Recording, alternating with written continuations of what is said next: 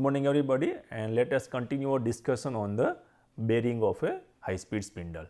So, in the last class we have seen that there are different type of bearings we can use, angular contact bearing and the roller contact bearing, and we have seen that there is one particular parameter that is called contact angle, which will actually dictate the what type of loading we are actually experiencing in the machine tool. So, based on the different type of angular contact, we have to finalize the design of a bearing. So, let us continue this topic further.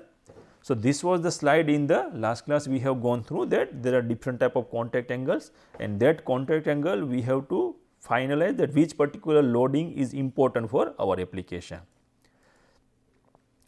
So, now this is what is going to happen with the different contact angle. Now, these are the three different angle is given, 15 degree, 25 degree and the 62 degree. So, how these figures are different? Now, if you see this particular part, so now everything depends on contact, right. So, now here this is what is the contact area. Now, if you see, if you are going with a higher contact angle, your contact area is increasing. Now, contact area is even better than that, correct. So, what we are looking here, that we are increasing the contact area here. So, in this particular case what is happening, that if you increase the contact area, what is going to happen here? So, let us see that part. So, what is going to happen there if the contact area is lower? So, now this is the lower contact area. So, greater is the radial load carrying capacity. Now, if you see in this case, now contact is here. Now, see this is the contact area, correct. So, now when you are rotating at a high RPM, now consider that you are cutting something from the fresh side. Now, suppose this is your workpiece.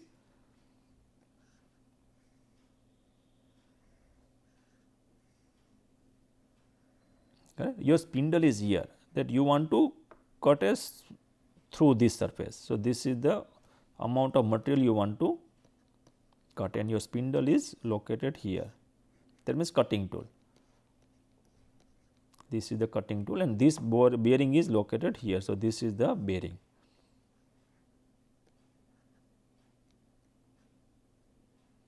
Correct. So, now in earlier case what we had seen in the last example, that our tool was actually penetrating inside. So, at that time you need actually the radial load, the thrust loading also, that is axial loading. But right now what we are doing, that we are actually not penetrating inside, but it is we are actually creating the same amount of depth of cut outside of the workpiece. So, you do not have any loading on the axial direction. Now, you are penetrating your tool into the workpiece, right. So, you are moving in this direction now. So, what is happening here, that you will not experience any type of axial loading right now, but you will get the radial loading here. So, when you are moving in this direction, what is going to happen? Your ball will actually move in the opposite direction, because you consider this is the one particular rod and you are giving a load in this direction, your bearing will experience the load in the other direction. So, if you see this thing, that whenever you are looking at the center of this part, so it is better to have contacts here, because now you are getting a force in this direction. So, if you are getting this particular force, at that time you have a very high radial load capacity, but not the axial one, because if you see in this particular part, your contact is far away from the center of this particular part. So, at that time you will not get a more amount of stiffness in the axial direction, but you will get the high load carrying capacity in the radial direction. So, that is what is thing here, right. If you increase the contact angle, what is going to happen, that what you are doing actually, you are actually securing your axial angle also. Now, you consider this particular figure, this and this. So, now contact area is from here to here, correct. This is the total contact area. So, now whatever way you are trolling, so now you consider you are doing a drilling operation here, correct. So, now you have to penetrate your tool into this. So, when you are penetrating at that time, it will create one force in this direction also. So, for that particular case, now you know that our contact area, for in this case, this is the very large contact area in this case. Now, consider this area you do not have any type of support, but here if you see this thing, it is in full contact up to this, and for the other half you will get support from this particular part, right. So, if you increase your contact angle, that means from lower to higher one, at that time you are increasing the axial loading capacity. So, this thing is very important when you are talking about the drilling operation, and both things you will need when you are talking about the slot cutting or some type of machining or pocket cavity cutting in the milling operation. Right. So, angle contact angle 25 degree for spindle, that will most primarily used for drilling operation. Now, you can see this particular thing, because we know that what is our objective, that when you are going with a higher contact angle, this type of thing, at that time our objective is to increase the axial loading, and we know that when you do drilling operation, at that time mostly we are talking about the thrust and the torque only. So, if you are giving more and more depth inside, at that time you should have a very high axial loading capacity, otherwise bearing will fail at the later stage. So, 25 degree or higher for that, at that time mostly it is used for drilling operations. And when you are talking about 15 degree, then what we are doing, actually we are actually maintaining both the things in this case, because now we have to think about the radial load also. You cannot just go with the drilling only. So, now for milling operation we have to also pay importance to the radial loading here in this case. So, for lower contact angle, what we are doing, that we have to sacrifice some of the things for the axial loading here.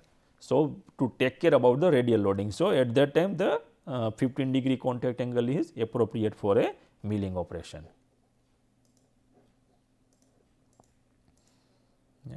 So, what is the importance of preloading? So, because we have seen in one animation also in long time before, that if there is a unavailability or you are not preloading the bearing, at that time there is a allowance between the, or the clearance between the races and the ball. So, what is happening because of that? Let us see it, that it is necessary to have a controlled amount of internal clearance or the looseness between the ring and the ball, called the radial plate, to allow for a free movement.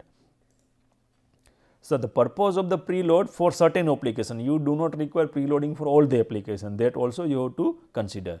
That purpose of preload is to remove this excess play, whatever we are telling here, by applying axial or the thrust load to a bearing. So, now what is happening here? So, now this is one of the bearing. What is happening here, that here at this location, this is the outer race,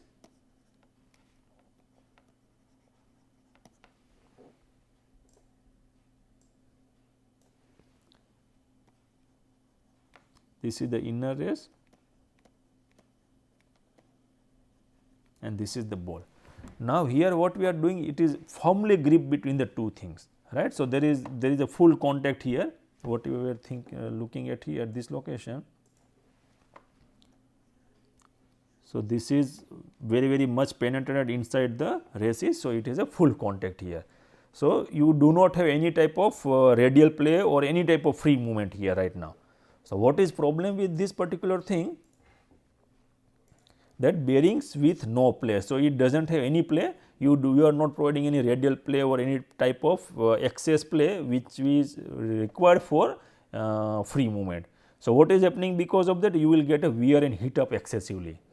So, why it is happening here? Because why we are using bearing here? Because we have to rotate this bearing. Our objective is to rotate this bearing in between the races, outer race and the inner race.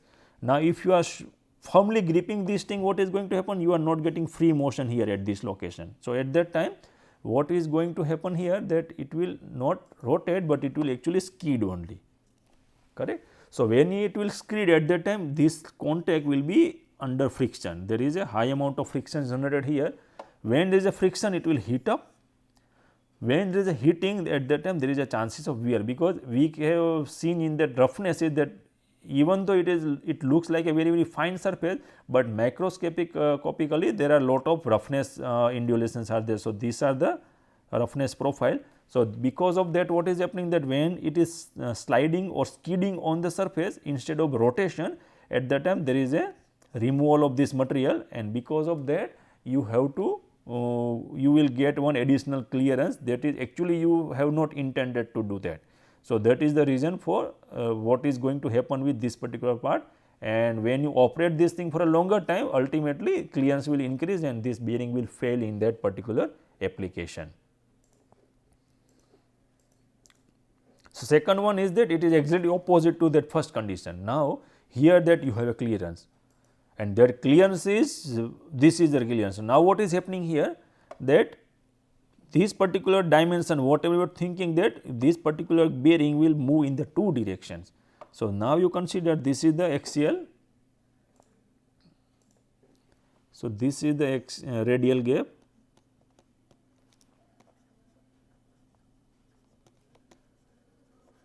or we can say clearance, right. And when it is moving in this way or this way, what is going to happen, that it will shift in the radial direction, axial direction also. So, let us consider this one, that whatever these 2 points are there, let it be small, but that is enough to destroy this particular bearing under application. So, that is axial clearance, right. So, both the way it is like that. So, here what is happening, that you are not getting a reasonable contact between the ball and the inner race and outer race. So, what are the problems? Here also problems are there. So, bearing with a standard play. So, here the rigidity is low, because you have gap in both the direction. One is this radial gap,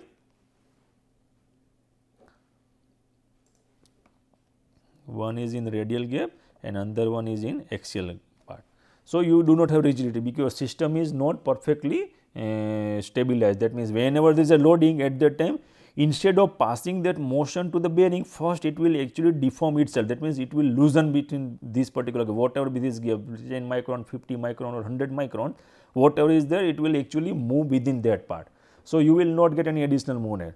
So, rolling element can slide or skid instead of rotating here. Now, what is going to happen, that here it is a firm contact. So, mostly it will happen sliding here, and here what is happening, the loading is, that means contact is not at all in both the surfaces. So, what is going to, bearing will move randomly, it does not have any type of control motion here.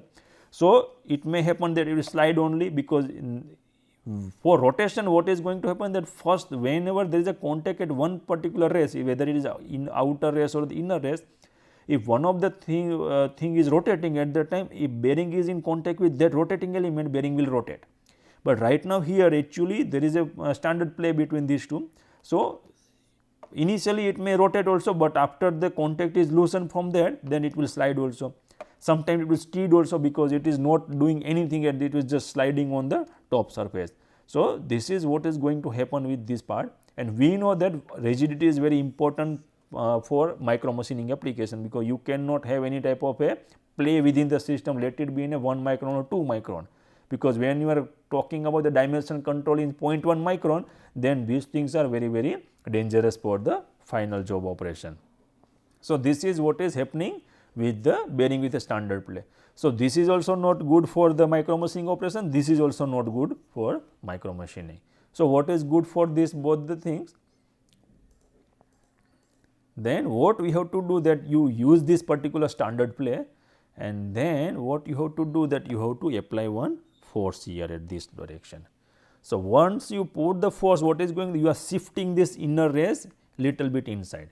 When you are shifting, what is going to happen, this particular point will contact. So, you will get a contact here, and when you are shifting the ball in this direction, you will get contact here also, correct. So, now what we are talking about that angle alpha here, correct. So, if you want to increase this contact angle, what you have to do, that you have to increase the, you have to change the design of this particular outer race and inner race. So, you will get a additional contact between these two different surfaces. So, in that way you can actually think about the different contact angle. So, this is called the preloading of the ball bearing. So, bearing with a proper preload. So, what is going to happen, that you will get rigidity, because now ball is in contact with both the race, outer race and inner race. It reduces vibration, because now it does not have play, both the surfaces are in contact, and still it is not in full contact. Now, if you see this particular gap here located here, so the contact is here only, not on this location, right. So, it is actually in contact, but not like a no play. So, this is not the condition. So, this is whatever we are talking here, this whole thing is actually in between these two, right. You have a contact, but not the firm as this one. You have a little bit of play, but not like this, correct. So, this is what is happening, that you have to shift either the inner race or the outer race in such a way that you will get a contact between these two, so that there is no any type of radial play or the excess play, whatever we are talking here at this location. So, this is a preloading. So, what are the benefits of preloading? So, one is the rotational accuracy and precise shaft positioning possible. If you see that earlier case, where was a play was there at that time, that few micron here and there, the dimensions is not in your control, because ball may run in any direction, in axial direction or the radial direction with a few micron of allowances or the clearance. So, you do not have a exactly precise shaft positioning within that dimension. Rotational accuracy is now perfect, because now ball is in contact with both the surfaces. Elimination and reduction of the ball skidding. So, now ball will not skid, because now it is getting the contact from both the surfaces, and that is also not full contact. It is contact is enough to make sure that the ball is, there is a reduction in skidding, or either it is a complete elimination of the skidding. Control and reduction of the axial and radial deflection under the applied load. Now, you have to play with the angular contact angle. So, based on that, actually you can see that which one is good, that we have seen, that you can control the axial and radial deflection, or you can reduce that deflection under a certain amount of loading. Noise reduction is there, because if it is in full contact, what is going to happen? There is a temperature rise and wear, because of that you get clearance will increase, and that will create a huge noise in between the surfaces, because whatever the amount of surface which is removed from the ball, either from the ball or the races, that is still within that part. So, it will further increase the wear of the components, and then you will get a very high noise. And if it is a full normal contact, that means the normal clearance between the two surfaces, ball is actually free to move in axial direction as well as radial direction. So, because of that unintentional motion, you will further get the noise, but that is not happening in the preloading bearing. So, that is the advantage. But there are things that if you excessively preload it, what is going to happen, that it will increase the heat. Excessive preload means, that is the first example, that your ball is completely fixed between the inner race and outer race. So, same thing will happen, that you will increase the heat, stresses will be very high, and fatigue loading and the torque will also increase. Why we are getting fatigue loading here? Because we know that our shaft is here. Suppose this is our cutting tool, right, and we are putting bearing here. Consider these are the bearings, correct. And now, what is going to happen, that you are cutting a slot here. So, now this is your workpiece,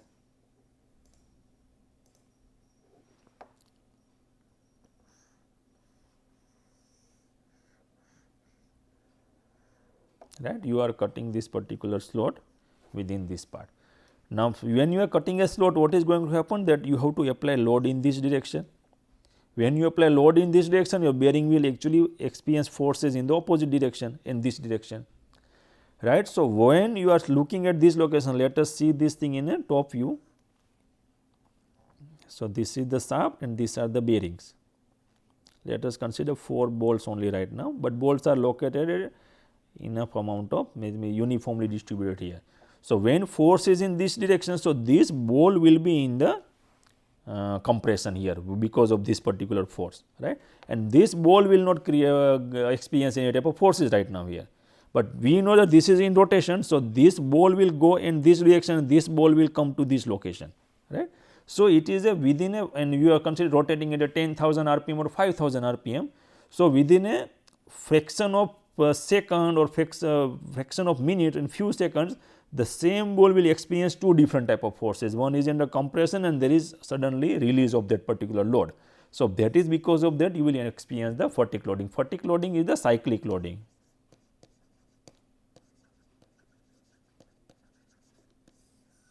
Right. So, because of that, what is going to happen, that you may get a premature failure in the bearing, because it will not able to compensate that particular thing, because you have tightly fixed this particular ball within the 2 races.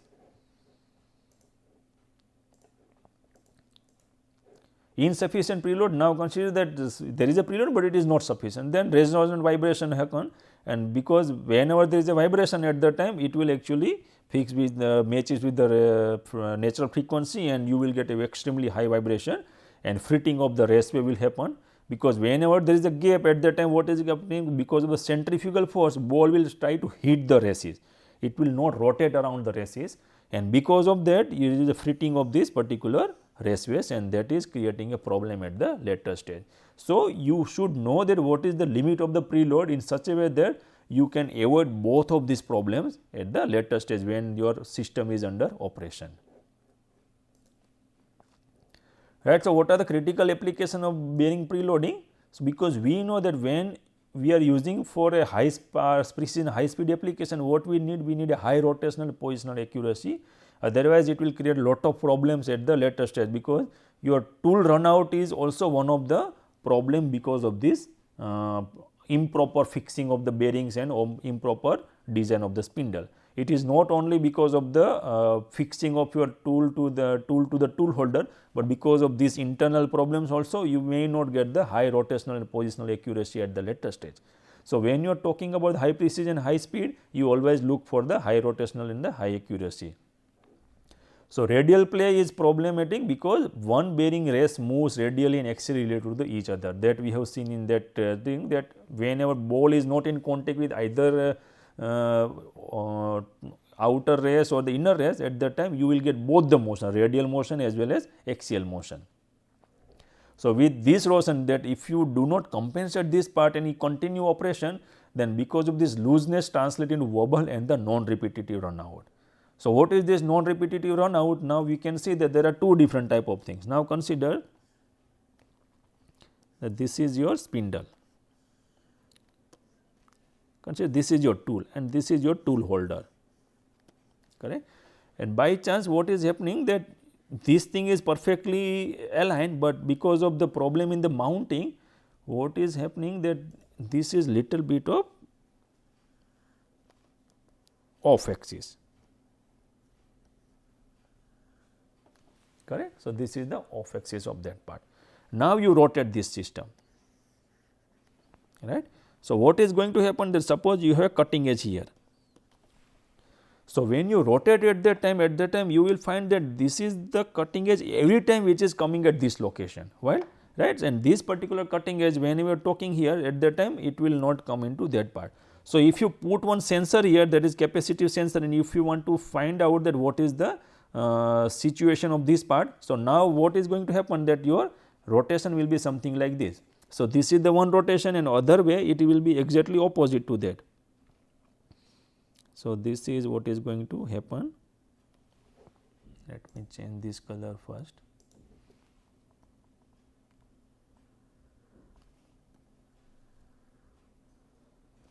Correct. So, what is the thing here? So, this is your intended diameter, right. The red color whatever is there, this is the thing which you are getting, but what you are getting this additional motion. So, this is what you are getting additionally, but this is called the repetitive run out. Why it is repetitive run out? Because it will not change with respect to time. If you see, if you put one capacitive sensor, it will find out that how many times you will get this particular movement here. So, it is, you will get one signal something like this, right, because your sensor is located here. So, whenever this edge will come here in a one rotation, you will get one signal here because it is very close to it. After that, it will stay away at this green position, you will not get this signal, that means signal strength will reduce. Again after this green, again it will try to move in this, again strength of the signal will increase, and you will get one signal here, that is by some type of non-contact type of sensor. So, this is called repetitive because it will not change with respect to time, or you can also see it is not a random thing. But here this is a random thing, because here what is happening, that our ball is here, our race is here, and now we do not know the which way your ball will move, whether it will move in the axial direction or it will move in the radial direction, right. So, that is the reason that whatever run out is happening because of this, that suppose you have a balls here in this direction, but you have a straight complete system. So, now this is the cutting tool, and this are the, consider this is the bearing, this is the same thing, right. So, now what is happening, that you do not know that your ball is moving in this direction or it is moving in this direction, because it has freedom to move in both the direction. So, now this whatever run out you will get here because of this motion, because here also it may come in this way also come, it may come in terms of the dimension in the z axis also, because it can move in this direction also. So, this whatever run out you are getting here, that is because of, that is why it is called the non-repetitive run out, not in the cyclic loading in this way or other way, where you can actually get the perfect or uniform pattern of the run out signal, but that is not happening here in this case. Right. So, what is happening, because unacceptable in the applications such as machine tool, spindle, electric motor, amplifier, encoder, flow meter and high speed hand tools. So, these are the applications where you actually do not want this type of uncertain things which are very difficult to move in the other direction. So, why this is required? Because then axial preload forces the ball into contact with the raceway. So, that is why we need a preloading of that, so that you can avoid all these problems at the later stage. So, what are the different methods of preloading? So, there are two methods, one is the spring loaded. So, what is we are doing here in this case, that this is our bearing. So, now our objective is to move either inner race or outer race in such a way that it will create a contact at a certain location. So, if you put a spring here and then you tight it from this particular part, so wherever this spring is touching, so this spring is touching at the outer race right now. So, when you are pushing this part, your spring will push the outer race in this direction. So, you will create a contact at this part, right. So, this is the contact by the spring, right. So, this is called spring preload. So, what you have to do, that you have to use a coil spring or spring washer that apply constant axial load to the outer ring or the inner ring. That is up to you, that which particular things you want to restrict the motion, and most common it is a simple and less expensive method, because you have to mount a spring here and then it will actually create a contact between the ball and the particular race, and can accommodate the slight misalignment of thermal expansion and the contraction of the component. Because now we know that even though we are telling that heat is less here, but still it is a physical contact, right, let it be line contact or the point contact. So, when you rotate at a high RPM, you have a lot of losses because of the motor current also, as well as there is a mechanical friction. So, after a certain duration of time, when you are rotating at a thousands of RPM, then there is a, what is going to happen, that there is a expansion, there is a thermal growth of the shaft. So, when there is a thermal growth of the shaft, what is happening, that a small amount of misalignment this particular thing will accept, because we are using a spring, it is not a hard mechanical contact. So, if you are getting a thermal growth of your system, then what is happening, that spring will take care of a certain amount of misalignment. So, that is one of the advantages of the spring preloaded, because now, because we know that if there is a excess misalignment, expansion or contraction, your spring will actually respond accordingly, because it is already preloaded. So, if you are expanding, then it will further preload, further loaded, or if it is a contraction, then it will actually release little bit. So, small things here and there will not make much difference to the particular this type. And then another type is the solid preload type. This thing we will discuss in the next class, because this will take further more time. So, let me stop this lecture here, we will continue this particular topic in the next class. Thank you very much.